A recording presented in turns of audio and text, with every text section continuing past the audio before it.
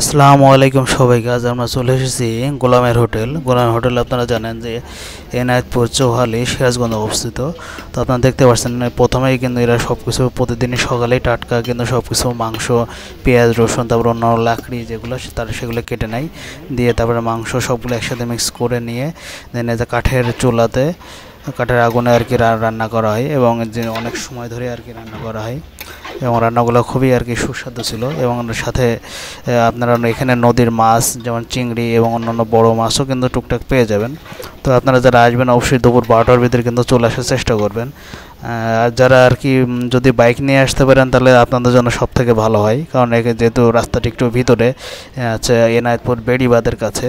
তো আপনারা এখানে আসলে কিন্তু নদীর যে একটা সুন্দর প্রকৃতি এবং আবহাওয়া সেটাও কিন্তু আপনারা দেখতে পারবেন।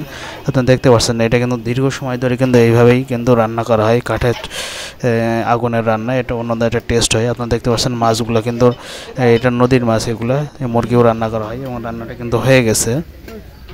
আমরা আসলে সকাল থেকেই প্রেজেন্ট ছিলাম আপনাদেরকে দেখানোর জন্য। আপনারা দেখতে পাচ্ছেন যেটা আপনারা কড়াইতে দেখতে পেলেন সেটাই কিন্তু মূলত রান্না হয়ে গেছে এবং খাবারটা কিন্তু মোটামুটি সুস্বাদু ছিল। এবং সাথে কিন্তু অন্যান্য আরও আইটেমও কিন্তু আছে, যেমন আমরা গরুর মাংসটা নিয়েছিলাম এবং চিংড়ি নিয়েছিলাম।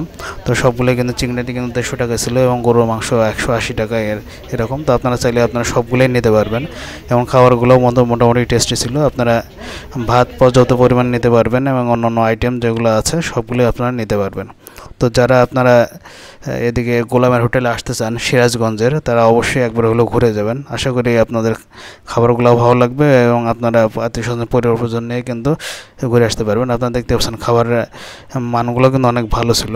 তো এই ছিল আর কি আমার কাছে। তো ধন্যবাদ সবাইকে, আপনারা ভালো থাকবেন। আসসালামু আলাইকুম।